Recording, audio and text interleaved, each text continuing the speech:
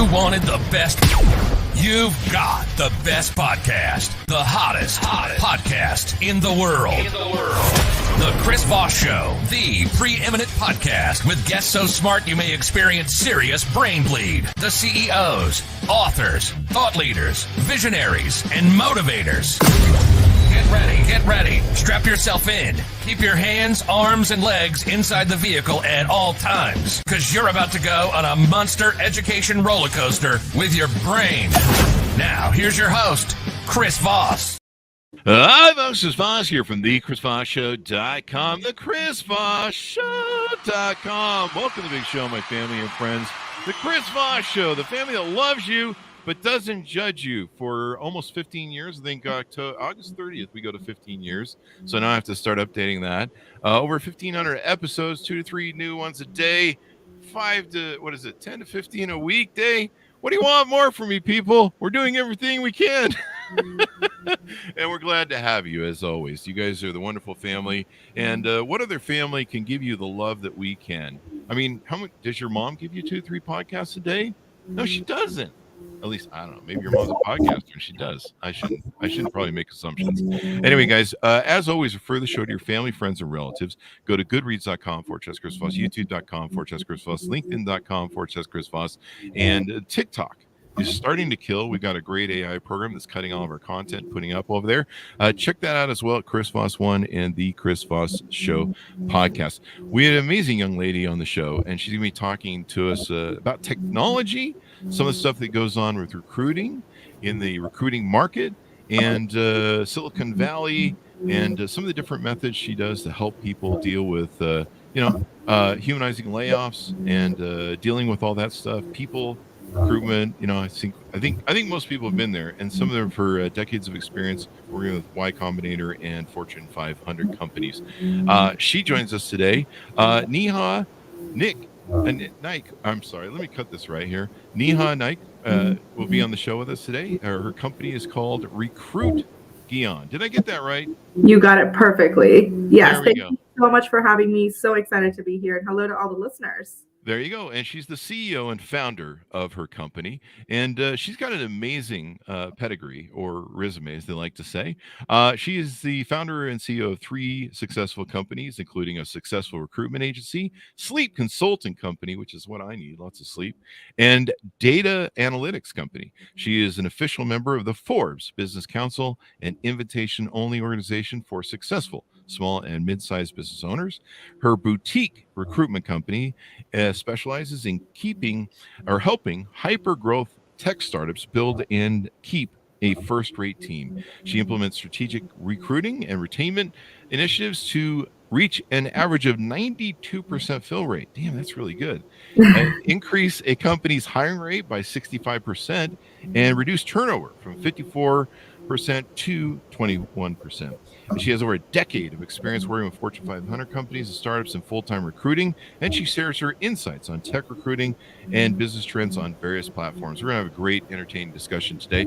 Welcome to the show, Neha. How are you? I am doing really well. Thank you for having me here, Chris. How are you? Thank you for coming. I am excellent. It's an honor to have you as well. Give us your .com so people can find you on the interwebs, please.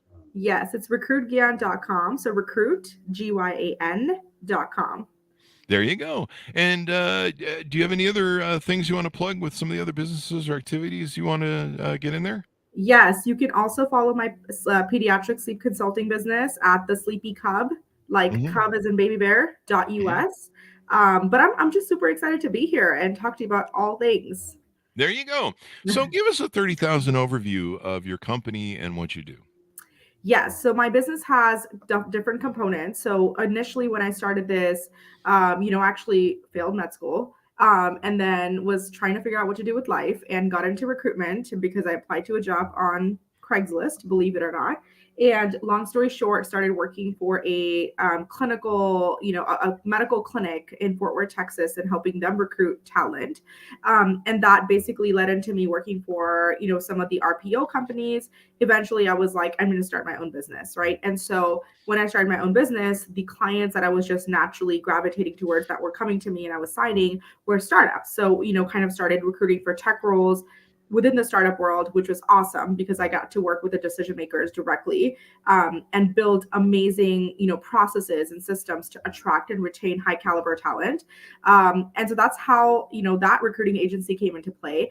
But now what we do along with not just staffing is, a couple of different things. So we also work with people who are looking to transition out of their current jobs, or whether they were laid off or let go for whatever reason. We help you, with resume reviews, LinkedIn reviews, video resume creation, etc., to help you land that next dream job.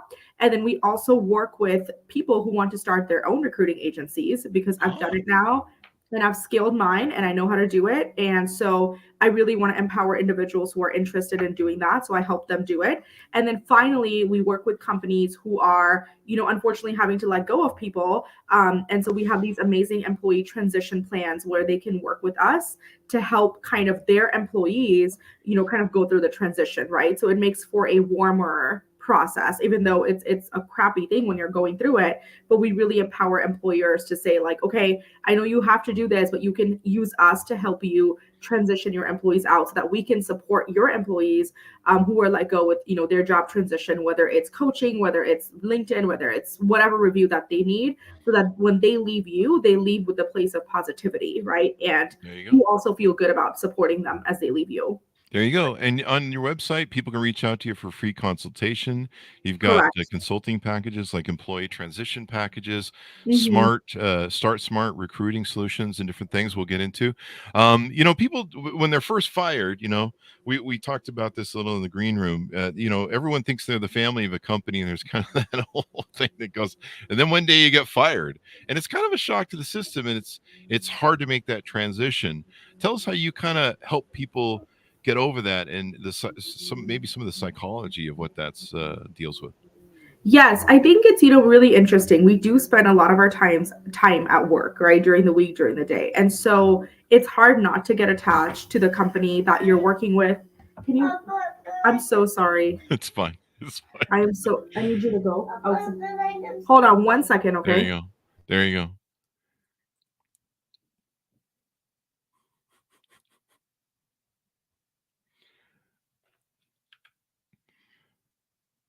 I knew that was going to happen. I mean, I he knew it. wanted to upstage it. He wants in on the podcast there. Yeah. So, anyways, I knew that was going to happen. Anyways, I'm so sorry. He's just upset. You're completely fine. Just met my 6-year-old, everybody. We're gonna have to put him in the credits though for the Yes. So it's really hard not to kind of get attached to this concept of, of course, when you work for a company, right? And so a lot of times what happens is, and this happened to me, I was let go at my, previous job that I was with. It was an oil and gas company, and they're really struggling. And unfortunately, what happened was that when I was let go, I took it personally, because to me, it was like, okay, I had spent all this time and energy in building my team, building this, unit that I'm proud of, and I was hitting all my targets and hitting all my metrics, and making a big buck for the company. And then all of a sudden, like, what just happened, right? But when I was let go, there was that, oil and gas ebb and flow crisis, right? So basically, they let me go not because it was anything personal, it was a financial decision. However, as an employee, when you're going through that, it's hard not to take it personally, because when we are working for a company, we get attached and we feel like we're a bigger part of something, right? Mm-hmm. And so, but just know that as an employee, if you were let go, unless you were told it was for like a disciplinary reason, or, if you were not meeting your metrics or whatever, most of those decisions are not personal, right? Those decisions are actually made because the company is going through something. So we were talking about this earlier, but a lot of the layoffs were happening because a lot of companies overstaffed during COVID. And so unfortunately, because of that, now companies are like, we don't need these people anymore, right? There's also this inflation going on. There's like potential recession on the way. There's like a banking crisis. And so, of course, a lot of companies are trying to secure their profits, and they're trying to secure, just making sure that they're operationally streamlined, right? And I think that's the biggest thing. So it's hard not to take it personally, but just know that a lot of the times it's actually not, unless you were told specifically that, it was personal. But yeah, so the way I like to overcome it, and the advice that I have for you if you were struggling through that, is go back to, your contribution to the company, and just know that there's something better waiting for you out there. I know that sounds really cliche, but it really is true. If I wasn't laid off, I wouldn't have my own recruiting agency today. I wouldn't be an entrepreneur today if I hadn't been laid off. There's a famous story in my book about getting fired from McDonald's, and becoming an entrepreneur at 18. I wasn't like, I'm going to become an entrepreneur. I'm just like, yeah, I need some money. And so there you go. And this is a great time actually right now. I mean, I Mhm. know it's hard for people to sometimes see that if you've been laid off, but this is kind of like 2008-ish, where Mhm. there's a lot of brilliant tech engineers, tech people. They know their chops. They're in demand. They get paid really well. And this is a time where those people usually, when there's massive layoffs and stuff, they come up with the next Twitter or the next Facebook or the next big thing. And we're seeing a lot of this in AI. We'll probably talk about some of that here later.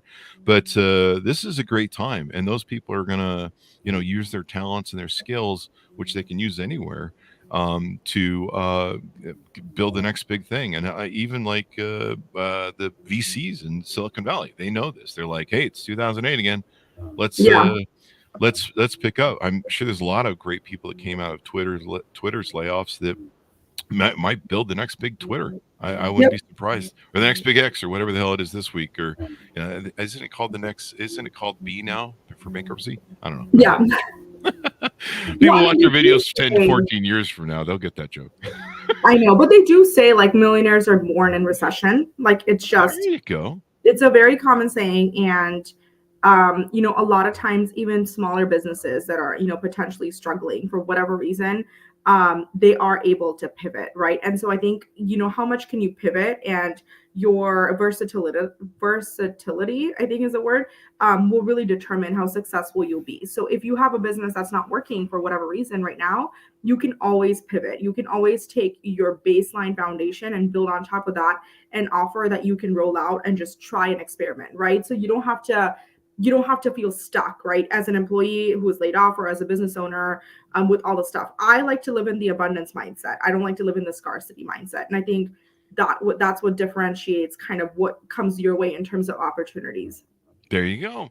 And abundance, I mean, people that code, I've got a lot of friends from Silicon Valley, and we used to talk a lot about that stuff for the first 10 years of this show.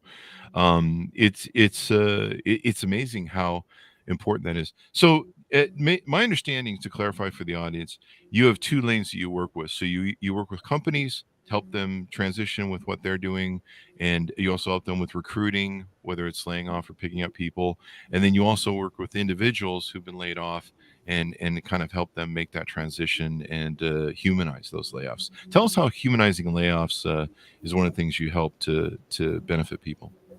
Yeah, so my employee transition packages, essentially what it does is we work directly with the employers who had to let go of employees, whether it was a reorg, whether it was a budget cut, whether it was, they're shutting down for whatever reason, unfortunately. So what we like to do is, the employers hire us to work with the employees that were unfortunately let go or laid off, or whatever that situation is.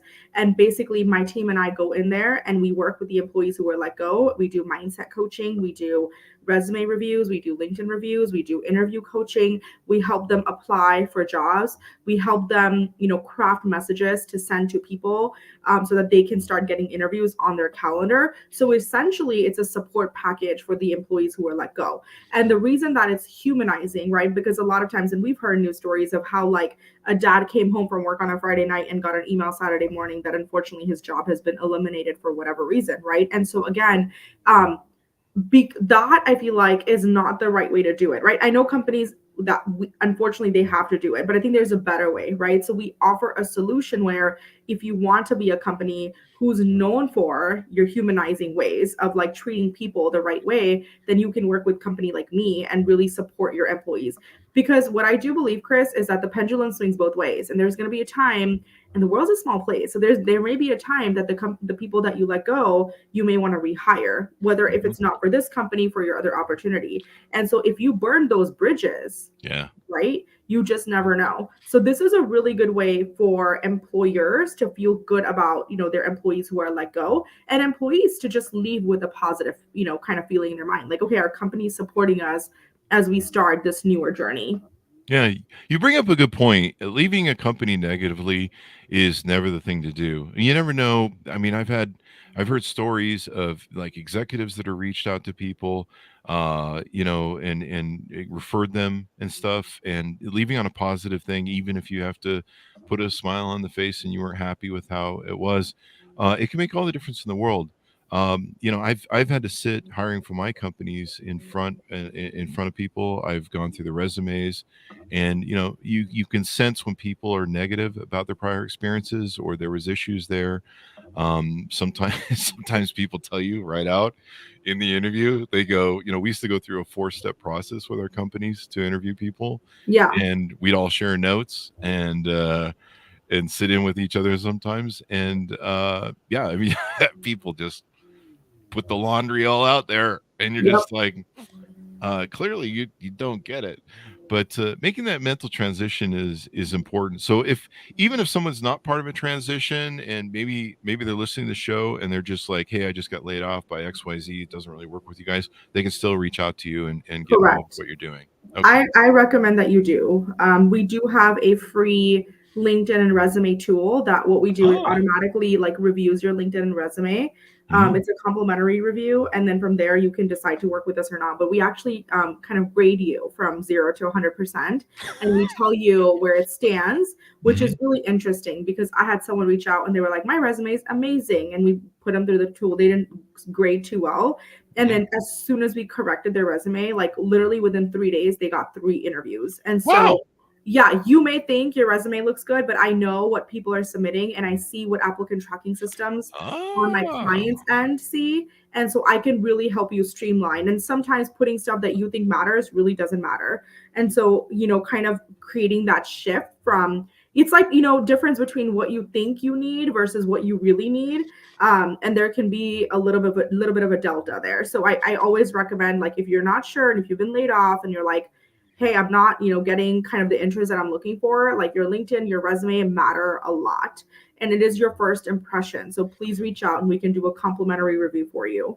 There you go. And it's a good test, although I did take it and it said I failed and I do not work well with others, so I should just go start my own company. Yeah. So, I mean, at least it was right on the money, Right. but Yep. I was kind of hurt feels what I did take it. I'm just kidding, people. But we all know I do not play well with others. That's why I work for myself. There are people, entrepreneurs, and there are people that do really good working with other people, and I love people, but just not in a closed confined space. So there's that. Yep. Um, so LinkedIn is really important too, as well. You've talked about how making that look good. How important is that to what people are looking at, and maybe other social media? I've seen some different programs that employers can use that can actually pull like all your social media. It hunts it Hmm. and puts it into format. And so, how important is that to present a good professional image over there? Maybe take down some, I don't know, some cat means or something, Yes. or silliness that you may have over there, and just make sure that you have a professional sort of presentation. It is very important, right? And I think it's going to get more and more important, especially as companies focus on DE&I initiatives, which is diversity, equity, and inclusiveness. When companies focus on retention rates, right? And Mhm. once you put something out on the internet, it's there forever. That's we all know that to be the truth. And so it can be a really, really scary place. And so Yeah. I am a really big believer in and I think being on LinkedIn, it's not just about what you have on your profile, but are you engaging with people? Like if someone Mhm. shares an article, are you liking that? Are you commenting that? Because that increases your LinkedIn algorithm, right? So Mhm. again, if you're like, hey, I've applied to all these jobs on LinkedIn and like nothing's happening, I can give you tips and tricks on how to increase your LinkedIn algorithm, because Oh, if LinkedIn really? sees you be more active, it's like Facebook, it's gonna give you more content, and it's gonna give people show your profile more because it knows that you're active. So it's all about the algorithms and how you play the algorithms, right? But again, it goes back to quality over quantity, right? So don't go be crazy and like and comment for no reason. You have to be very strategic about it, but you have to also have an intention behind what you're doing, right? And a lot of people don't do that. And so that's really where, people start complaining. The other thing about social media, yes, if you have an Instagram, TikTok, whatever else is out there, like Threads, I don't even know. I feel like every day there's something new, and I'm like, I'm still catching up to what was happening last week. But just try, if you are looking for a job as a professional, please, please, please, like, make sure that your content on there is, like, okay, it's PG, there's nothing crazy. We've had crazy stories about how hiring managers have gone and stalked someone on Facebook, and so Oh, just wow. seen some weird stuff, and they were like, absolutely not, right? Like, extreme political viewpoints, for example, stuff like that, where you can really, people can look at that and say, okay, no, this is not a good, culture ad for my business. So again, just be really cautious on what you put out there. And as it relates to LinkedIn specifically, your LinkedIn profile matters because people see it. And I know a lot of people who don't update it, but you should be updating that every 3 months. I make it a point to Ah, go in there at the end of each quarter and talk about one thing or two things that I've done that like has impacted my clients or my organization anyway, right? And so make sure every quarter you are updating that, because that is seen, whether you want it to be seen or not. there you go. Note to self: take my OnlyFans postings down from LinkedIn. There's no Ex- OnlyFans for Chris oh Voss, folks. If you Google that, there's something seriously wrong with you. Take down I'm not a flat earther. I believe in square earth. Take down yeah. the square earther photos as well. Um, LinkedIn is a very important thing. I loved it for all these years. We built 130,000 group over there before Microsoft really ruined groups. Yep. But it's still there, but it doesn't grow like it used to. And they did like a whole year where they locked them down, and then the spammers could run through them, as they were doing some re-software thing. The newsletter over there is really popular. How important is, like, it seems like everywhere on social media, everything's a brand now. Everyone's a Mhm. brand, and we're a brand. Whatever, the Chris Voss show, Mhm. Chris Voss. But people need to see themselves an individual professional brand. And correct me if I'm wrong on any of this, and that's why I'm asking for your input. How important is it to kind of have a history on LinkedIn, even though you're not searching for new jobs, but to be over there building your brand, talking about what you do, your thoughts professional Yep. thoughts, not your OnlyFans. Um, Yep. keep those on there so that you can have a chance for other people to see your resume. There's always recruiters looking, they're searching. They search me, and they're like, hey, you want to work for companies? I'm like, have you seen me lately? Yeah. um and how important is that, and why is it important to really think of yourself as a brand and make it so that makes you easier to be mobile in transferring between Yes. jobs? Well, I think, one of the things that I want to talk about, and this is something that I struggled with, is we get uncomfortable kind of selling ourselves. It's just, you feel awkward almost, like, I don't want to talk about myself, like, it's weird. But you know what? It's, unless you have your brand and unless you are comfortable selling your skills, your achievements, you're not going to kind of ascend that career, professional, business ladder, whatever it is that you want to call it, right? And so it is the part of uncomfortable that unfortunately you have to get used to get to the next level. So that being said, you want to always make sure that your LinkedIn profile is set up so that no matter who sees it, they can say, oh, this person, could be a good fit for this role at my company, or, this role for the other people that I know. Just know that the world is a small place, and even if you're not a good fit for the person that's looking at your profile, they may have somebody who's looking for somebody exactly like you, and that may be your dream job, right? And so I always look at it that standpoint. So building your personal brand, and I always say, like, if you can do 1 or 2 posts on LinkedIn per week, it's really not that much, right? You can reshare a blog article that someone shared. You can reshare a clip. You can do a little polling question on, like, hey, I'm working on this thing at work right now. What do you guys typically do in this situation? Just poll people. But it again shows that you are active, right? And so you're not just some person like who has a LinkedIn profile that hasn't touched it in a very, very long time. So you have to start building that brand, because as when you start interviewing, people are going to come to your LinkedIn. They're going to see what you're up to. They're going to see what blogs you're sharing. They're going to see what you're commenting on. They're going to see what the types of likes that you're doing, right? And so again, that makes a huge difference. People now start seeing you as someone who has opinions, as someone who is a professional, someone who cares about their professional development, because they're sharing noteworthy articles with their network. And so that makes a huge difference. It's going to really skyrocket your visibility, and it's going to allow the right opportunities to come to you just by doing these, small, I like to call them 1% shifts. There you go. And there's a lot of stuff you talk about on your website that's really interesting. You have compass leadership method, Mhm. cohesive culture method, first impression system, where you help people. Talk to us a little about that, because we always talk about with leadership, anyone can be a leader, and what we just talked about here is positioning yourself in branding to be a leader that someone can see. Hey, if we bring this person on, not only are they a good fit to be an employee, but they're a leader that has management sort of potential. Yep. So I have three pillars that I really abide by, right? And these three pillars were created with my experience working with, over 100 startups and established companies. And the first impression systems, I'll start there. It's basically for startups, your branding, their social presence, because a lot of times startups struggle to find high caliber talent because they're competing with enterprise level companies.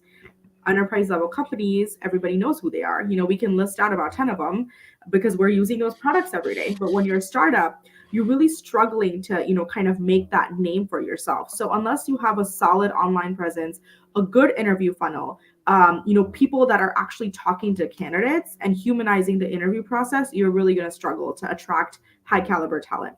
The second method is the cohesive culture method, right? Which is attracting people to your company that are aligned culturally, right? And so, again, if you're a startup and you are going to recruit people and they come from really big companies and they're not used to kind of multitasking and taking ownership, and they kind of want their job to be white and black, so to speak, right? And they're uncomfortable with the grays, they're not going to be a good fit for your startup, because as a startup, you need people to wear multiple hats. You need people to take those initiatives, right? So are they going to be a good culture add to your business?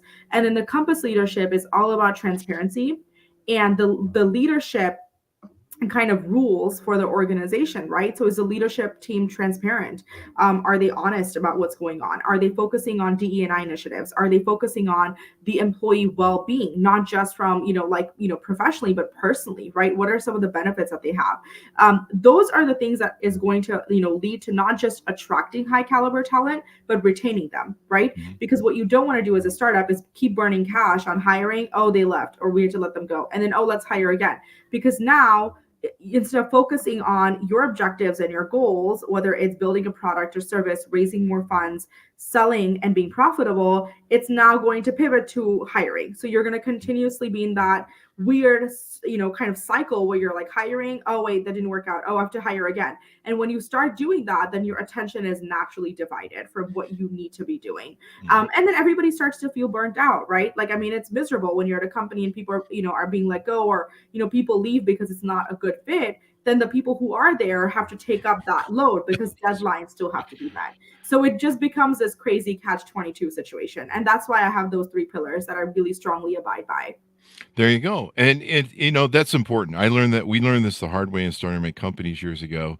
Hiring is like 90 hiring well and taking the time to hire, and doing lots of interviews, and being very strategic in it, and having a game plan makes all the difference. I would guess, better than I do, but for me, it was 95% of the game in reducing our turnover, our problem employees. You hire somebody Mhm. and they have some real toxic behavior, which usually was me. Anyway, I'm just kidding. We've all seen me. But people that would come and steal from the office. Mhm. There's a fun famous story. I think it's in my book. There's a fun famous story of where I'm sitting in my CEO office, which is this very large office, and it had couches, and so it was kind of a relaxed environment. And employees would wander in and sit and talk every now and then. And we had a employee who'd been with us for a few months. He comes in and he goes, "Hey man, we had like I think 4 offices in 3 different states for that company." And he comes in and sits down. And he goes, "Hey man, you know where to get really cool stuff for your home office?" And I'm like, "What? Where? What is this?" And he goes, "Hey man, there's this room in the company that has like staplers and like tape, and like this is a true story. Right. Staplers, tape, and just like printer stuff and everything you need. There's a supply room. You just go in there, you get what you want, take it home. You can set your whole office up at home." And I'm sitting there going, I'm CEO of my company, even though it's a C corp, I own 51%, and I'm sitting there going, "Is this like a candid camera prank that we're going on?" And I'm like, "Are you for real?" And he goes, "Yeah, man, you can just go back there." And I go, "So you're stealing from my company? Yeah. Products from my company?" And he goes, "No, no, no, no, no. This isn't stealing." He goes, "This is a big corporation. It's just a big thing. You're not stealing from anybody." And I'm like, "I own 51% of this damn corporation and all of our other corporations." I go, "You're stealing from me. That's 51% of my money." And my Yep. agency is to protect this corporation because it's a living entity according to tax base. And you're basically embezzling. I can't even believe you walked in here and had this conversation. This shows what a dense. Anyway, he literally had the hardest time getting it because he's like, "No, it's a corporation. It's nobody gets hurt here." But that's an example of a bad hire. That's kind of classic. And so it's really important that companies take the time to hire. It makes a huge difference. What are some other things you're seeing in the market with AI? And there's a lot of things going on crazy that way. How is that impacting job seekers and also job hires? Yeah, I think AI. I think has unfortunately for a lot of people has well. I mean, okay, let me take it back. A lot of people that I've talked to at the very beginning of when this whole Chat GPT thing happened, right, was like, oh my gosh, AI is here to take our jobs away. Again, leading into that scarcity mindset. But what I always tell people is AI is your chance to up level your skills, right? Like how do you work together with AI to, have better time management, prioritize your day, and really let it do the grunt work, right? That's what it's here for, essentially. And so for job seekers, there's so much you can do. You can make video resume using AI. You can, redo your, actual resumes. You can help it, help tell it to help write your LinkedIn profiles. That's like actually looks really good and feels really good. Obviously, humanize it. Like, don't just copy and paste stuff. I'm against that too. But you can do that to kind of up level yourself. And then for employers and companies, right? AI, you can use it for recruiting. You can use it for streamlining operations. You can actually have AI, and this has been around, but like have AI tools sourced for candidates. If you're looking for an engineer, for example, you can use an AI functionality to say, I'm looking for someone with this years of experience at this location. I want them to have this specific skill set, and then it'll pull up profiles based on kind of your qualification requirement, right? And so again, it gets rid of the grunt work. But I do think that people are still going to be needed. I mean, it is human resources, right? It's not AI resources.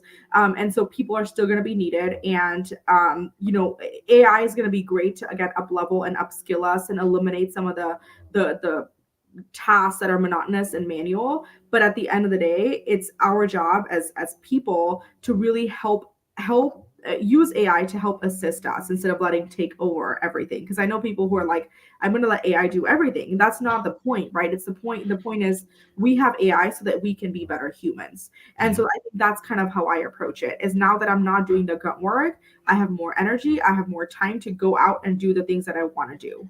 hmm And positioning yourself with learning AI and getting involved with that, it's probably a good skill set for people to maybe get involved with what's going on with ChatGPT. And there's so many other services now, and so So much many.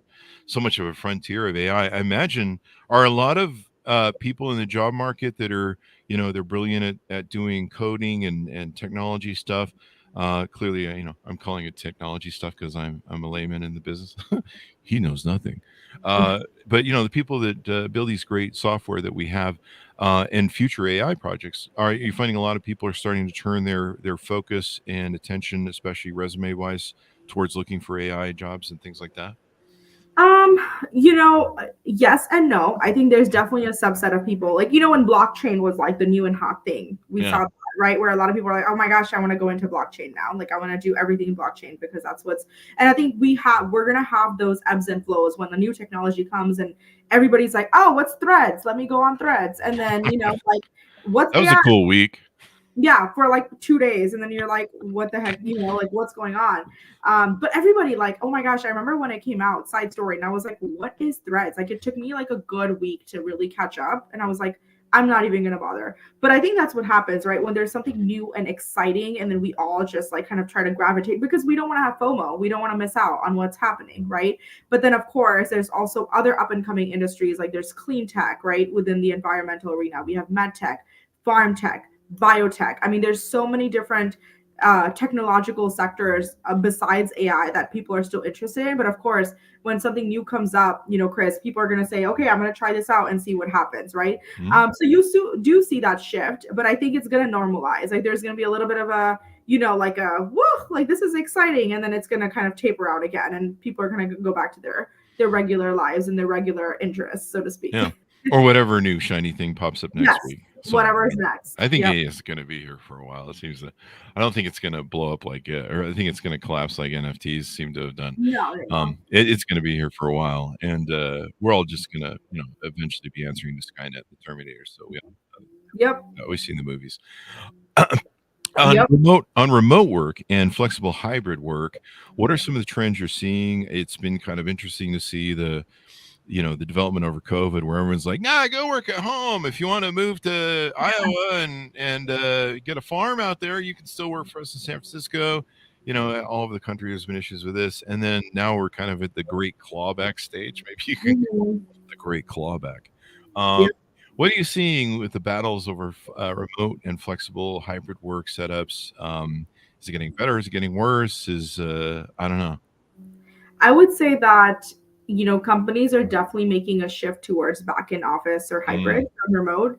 And I think it's because a lot of companies have invested in real estate, and they're like, or not real estate, but also like rental spaces and office spaces and all that, right? And so they're like, okay, like, and I think there's also companies are like, okay, like people work better when they're in office, because they can like separate like the work and whatever. But then what companies that are going back to, fully in person, they will see some attrition, because there's also companies who are going to stay remote because they want to retain their talent. They don't want to let go of their talent. And they have seen that regardless of where their candidates work from, they're getting deliverables on time, they're getting their stuff done, high quality. And so they're going to say, we're going to stay remote because we don't really need to invest in infrastructure or anything like that. And so the companies that are going back, full-time, in person, they are going to start seeing some of those employees go from there over to the, companies that are still going to be fully remote or partially remote at least. So we will definitely see that trend. I do think more and more companies are going to start going back into office though, just because it's like, the team morale, the camaraderie, the culture, all that stuff is a little difficult to build when you are all remote. Yeah, it is. It is. And we've had lots of authors on that have talked about remote work. It's kind of funny now to look what some of the titles of the book. I see someone did Remote Incorporated or Remote Work. And I'm like, that book, I don't know, is that going to fare well? Do you find that there's some benefits people are offering, maybe between pay and benefit packages, where they're still offering remote, but they're kind of using it as like a balance system where you're going to get paid more and taken care of more if you come back in the office? Has that change happened yet? I haven't seen that happen, but I do know that, companies who are, kind of enforcing back to office, they're paying for parking, they're having like Taco Tuesdays where they get like taco trucks on campus for Tuesday. I know some of the companies are doing like, dry cleaning pickups and, stuff like that, or having deals with local daycare so their kids can be dropped off at the daycare next to the office. Yeah. I am seeing a trend in that specifically. I don't know that they can, justify the difference in compensation, because then, we run into the issue of women and you're being discriminated. Yeah. And then it's like discrimination. And so I haven't seen that specifically, but I know there's like, from a non-monetary benefit standpoint, there's definitely more benefits given to people, some companies who are, coming into person, like we'll pay for your parking, we'll pay for your mileage, or, whatever that looks like. But yeah, I have seen that trend. There you go. I'm going to send you my resume because I want to. Any company that's hiring for Taco Tuesday, I don't care what it pays. I will show up for Taco Tuesday. I don't 80-hour work weeks. Sign me up. Taco Tuesday, as long I would rather have Taco Tuesday than pizza time. Yep. So there you go. Yep. I love how people reel about we just got pizzas. Hey, you want a raise? Here's some pizzas on LinkedIn. So that's good. Now you said you help other people set up their own recruitment agencies. Did I hear that correctly? Correct. There you go. Expand on that. How can people reach out to you, and what do you do and help them set up? Is it a franchise situation, et cetera, et cetera? No, it's not a franchise. It's basically if someone comes to me and says, "Hey, I want to be my own boss," like the Mhm. both of us, and they're like, "I want to have my own recruiting agency, I have sales and HR recruitment experience, and I want to build a team and I want to build my clients so that I can scale, right, and live the life that I want to live." I have an amazing like coaching slash like dashboard slash tools, contracts, everything that I give you to start your own recruiting business. So basically empowering you to start your own agency, and you get to work with me directly. And so we help that help you set that up, which is really exciting because like I say, like recession is a really good time to build your recruiting agency because when things turn around, you are already ready to go, right? Like you're not having to then worry about the infrastructure and like, oh, I need this tool and I need a Calendly account. Like all that's ready to go, and you can literally hit the ground and start getting clients. So There I you think go. that's the biggest thing. Yeah, There you go. Maybe I'll start a recruiting agency so I can you get pizza should. truck, or so I can get pizza truck. There's probably pizza Taco truck. Tuesday. I had Taco Tuesday trucks. I just want that's all I'm after at this point. If you can't tell, I like Right. tacos. Who Clearly, doesn't like tacos? I who think we doesn't? should create an island for people that don't like tacos. Yes, I think discrimination is bad, but I think there's a choice we have to make about the quality of human beings that don't like tacos. I Is agree. anybody allergic to tacos? Is there a taco allergen? But I don't know. enough I for mean, only. maybe if you're like gluten free, then you can't have the Yeah. twitch. Well, you gotta have gluten-free tacos. It's different Yes, from you can give sugar. the corn ones, right? Because corn's technically gluten There free. you go. I need some that are fat-free though. Yeah. So there's that, but I don't think they make those. But maybe AI will make that technology from us. Yes. What else haven't we talked about that we touch on? Because you do so much. No, I think that was it. We haven't talked about our favorite ice cream flavors. What? Yeah, we haven't. What's your favorite ice cream flavor? I mean, I used to go to In and Out, and I have them do the Napoleonic shake or Napoleon. That's my I can never favorite. say it right. They just correct me. But where they mix strawberry, vanilla, and chocolate. Is that my favorite? I don't know. Yeah, I like that, but I like ice cream sandwich. Oh, ice cream sandwiches are good. Yeah, Those are my favorite. That's yeah. I remember I think getting those as a kid. I still do that. I buy them for my kids and I secretly eat them when they go to bed. The problem is I've eaten way too many of those. I think Yeah. most people have seen me and gone, yeah, he probably needs to cut that off. So we cut off the ice cream and ice cream sandwiches. Plus, I kind of have a lactose thing, so Yep. we try and stay away from that because no one wants to see that nuclear display of fireworks. So I got nuclear display of fireworks. I think we'll add that to the show. The And now Chris I Voss think Show, the nuclear display of fireworks. about Gaseous whatever. We'll leave that off the show. It's been wonderful to have you on. This is very insightful. And it's going to be very interesting to see how things go because let me ask you this. I have one final question for you. yeah. One of the things that we're seeing in this environment, my understanding of the job market, so I'll have you clarify it because I don't know much. I just see a thing here and now. But my understanding of this market that we're in is a lot of the boomers and some of us Gen X people, because we're the coolest generation, of course, have left the job market permanently early because of COVID. Like especially boomers, they just went COVID. Yeah, we're out of here, man. We're just Bye. pulling Yeah. every retirement. And one of the issues that it looks like we have, because this is, I had a mortgage company for 20 years. I'm used to seeing massive layoffs in the market and M1, M2 policy, Federal Reserve stuff. I've been very familiar with all that stuff, too familiar for most of my life. I watched, $400,000 in portfolio mortgage values disappear overnight because, Al Greenspan decided he wanted to blow out my money with a half-point increase. The One of the things we're seeing right now is it seems like the job market has shrunken to a level where even though we're in a recessionary thing and the Fed's doing everything, we're in a new kind of reality of recession where the jobs don't fall and there's so few people, it's very competitive. And in fact, some of the things that I've seen from, I believe the New York Times has covered this, or WAPO, Washington Post, where um, for about every seven people that are leaving the job market from the boomers, and these people are very experienced in trades, they're very experienced in what they do, that knowledge base is leaving, and there's about one person that's replacing every seven that are leaving. And Mhm. even then, that one person is very young, very new, which is fine, but they don't have that wealth of expertise of 40 years of working. And so there's a real challenge there. And there's probably going to be a fight. We've had doctors on that have talked about there's going to be a very small amount of doctors. I think the pilot business for pilots and airlines right now, they're really struggling because they don't have a lot of pilots coming in the business. Is that a good, accurate barometer? Are you seeing that in the market where the fight over good employees is going to become even tougher? Yep, and that's why we have a talent shortage right now, especially in Mm-hmm. the tech world, right? Is because it's really interesting to see that. I always tell people the biggest problem that companies have when they're hiring and not is not you know who to hire next. It's really like they usually know, but then it's hard to find that person. And so a lot of times they're having to up level their current employees by, having them do certifications or courses so that they can up level their skill set, because there is a true talent shortage in the market right now for highly skilled individuals. So I will say that trend is unfortunately, but definitely true. There you go. There you go. And I don't think it will get better. I mean, because our population isn't It's growing. gonna, We're on a bit of a decline. yep, And so companies need to take note. Employees need to take note. And searching for, is it true? A lot of the Gen Xers, they're the people who are going to be the next big, if they're not already. I think they're on the cusp of it, or they're here, where yep, they'll be the largest they employee will be. base. And they seem to want things that are a little bit more life purpose oriented, it seems. Yes. They want to have more fulfillment other than just get handed a paycheck every 20 day or every 2 weeks. I see. I don't work for other Yeah, people. Can you tell? And they want taco trucks. Damn it. So I guess that's what you're exactly. saying.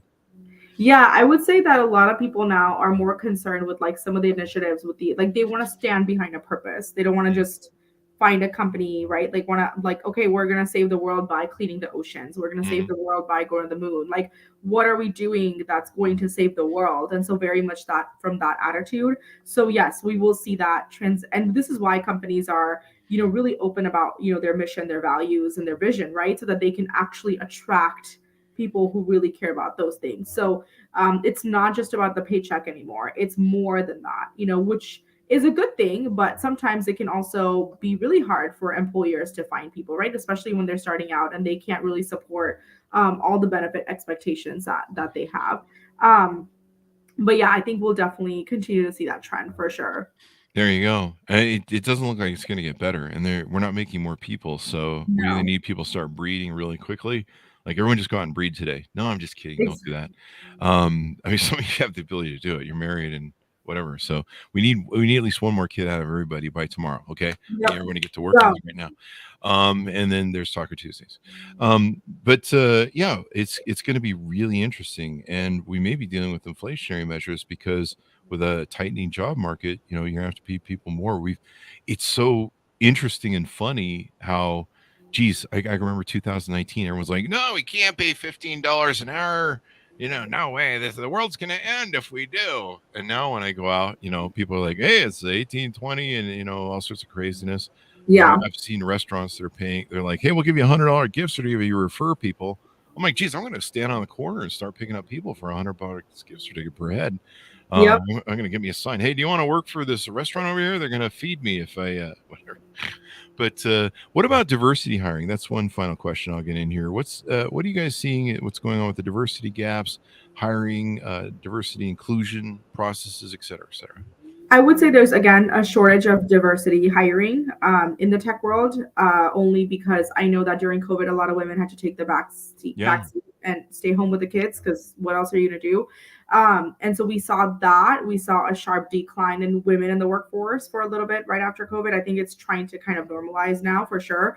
But I think in general, we need more people that are diverse in learning about STEM and learning about engineering and science and technology and math and all that stuff. And that's really how we're going to see the rise of diverse hires in the workforce. So there's definitely kind of a scarcity there for sure. But I also know that companies have initiatives specifically related to diversity hires. So they say, okay, we have X number of hires that we have to have.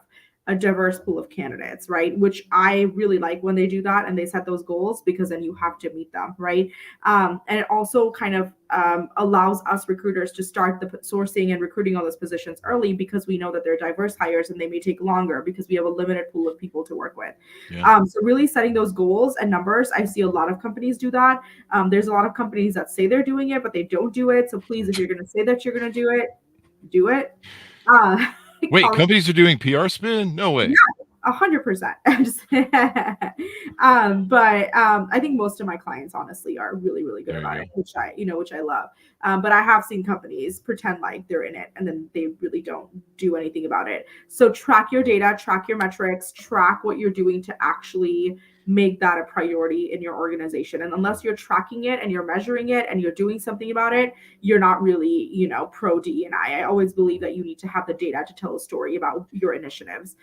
So I'm really big on that. But yeah, I definitely see there's a lot of companies making that initiative for sure. There you go. I mean, I learned a long time ago being a CEO, and where the buck stops here is I don't have all the answers. I don't have all the right answers. I don't have all the innovations. I ran dry of that after about 3 years, and I'm just like, I'm out of ideas. Anybody got any ideas around here? Because I got nothing. The tank's empty. Yep. And ideas, innovations, changing of companies. There's a lot of I think Kodak. There's a story of someone developing. I think it was a Kodak. They developed digital film. An employee Yep. did, or a department did, and they're like, "Hey, we should do this." And they're like, "No, I never want that." They love developing film and going to, Photomat or whatever. We know how that turned out. So there's all sorts of. You never know who's going to have the right idea. I believe the CEO of Google was born in. I think he was born in a dirt hut on a dirt floor in India, and Hmm. look where he is today. There's no corner on the market of great ideas and great people. Steve Jobs, his father was an immigrant. You never know where brilliant ideas are going to come from, and you need to be open to them. And it's just so important to everybody. I want to say everybody has value, but I've met a couple people that don't, or at least in my opinion. But most people, everyone has value, or can have value. If they develop, Yep. I don't know, or if they behave appropriately.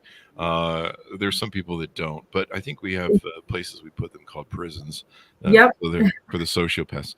Um, and one thing, other thing I'll throw in here. I know we've gone long, but it's been such a great discussion. The best discussions are long ones. Aw, thank you. Um, is do you see like my gym has a thing now where you can drop off the kids, Yeah. and I'm actually doing this roundabout so I can set this joke up. So there's a self-interest here, but they have where you can drop off the kids, which I don't do. I just have my 3-year-old spot me on the bar, and so he helps. I'm like, hey man, it's 100 pounds. Give me a break. Lift that thing on there and let's go, buddy.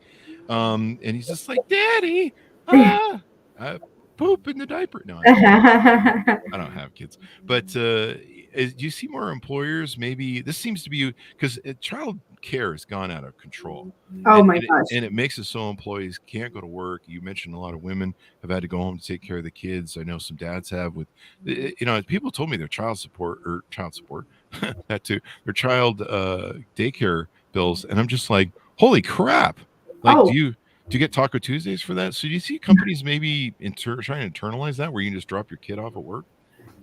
I would say that the mid to enterprise level companies definitely have. I know there's a lot of companies here in Houston, in the oil and gas sector, where they have daycares either as part of it or like literally attached to it. And usually it's attached because of like FDA regulations around safety, around equipment, Sure. all that stuff. But very, very close, where you like drop off the child, you park your car, and then you go to your office, right? So Yeah. it's either internal or it's right next to it and adjacent. But then I've also seen, companies, like smaller companies, make deals with daycares where like, hey, There you we have go. an employee here. If they work for this company, can you honor like a 20% or 25% discount, right? And then they'll somehow start like a referral network. I've seen that a lot. I see that our current daycare offers that too for, certain medical workers that go to this local hospital that's just 20 minutes, where they are getting a discount if they drop off their kid at our daycare. And I think that helps a lot, because it's Mhm. also really good for the daycare's business, right? They're getting, kids, like, repeat clients, so to speak, because one person is going to tell another person, who's going to tell another person, and then there you go, you have a carpool. There you And go. so I have seen that trend for sure. And I know that a lot of people are being very open-minded about like now people having kids and just knowing that daycare comes once you have kids, if they're gonna go back to work and stuff like that. So I have definitely seen that, and a lot of companies also offer like FSA HSA benefits where you can use that for paying a nanny or help any type of health saving spending, etc. There you go. And one thing we should probably address in the market is discrimination against dog owners. Yep. I have 2 huskies, and those are my children. So I think we need to have more support for employees that have dogs, and like Yep. there should be daycare support for kids, and there should be like dog support for things. Then at least I can my dogs sleep under my desk while I'm working, so I should be able to bring them in the office to do that as well. I'm sure that A won't lot of people companies that actually do boundaries. that. They have a bring your pet to work day. They have Oh, vet wow. benefits. Like a lot of companies are starting to do that. Yeah. The only problem is usually wives bring their husbands for bring your pet to work day. So there's that. Marriage joke there, people. That's what that is. This has been really insightful and very informative. Thank you for coming on the show. We really appreciate it. Thank you so much for having me, Chris, and thank you to all the listeners. There you go. We've had a lot of fun. Give us the .coms for all your stuff so that people can go find you on the interwebs and get to know you better and reach out to you. Yep. So I know Chris is going to plaster this all over the place, but it's RecruitGyan.com. Neha-Naik at RecruitGyan.com is my email. And then you can find me on LinkedIn as Neha Dixit-Naik. So reach out to me, connect with me, whatever it is you're looking for. I love to network. I love to talk, obviously.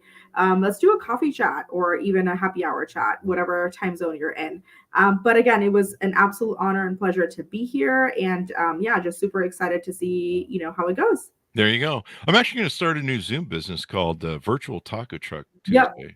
There you go. So there you go. Thank you for coming on. Thanks, Mountains, for tuning in. As always, refer the show to your family, friends, and relatives because you want them to be smarter too. And then that way, when you go to Thanksgiving dinner here coming up at the end of the year, you won't have to look at them and be like, do you read anything? Yeah. Anyway, guys, we love you. And thanks for being part of the Chris Voss Show family. Go to goodreads.com/Chris Voss, LinkedIn.com/Chris Voss. Subscribe to the big LinkedIn newsletter. Grows like a weed over there. And it's so important to be over there. Also go to TikTok, Chris Voss 1, etc., etc. Thanks for tuning in. Be good to each other. Stay safe. We'll see you guys next time.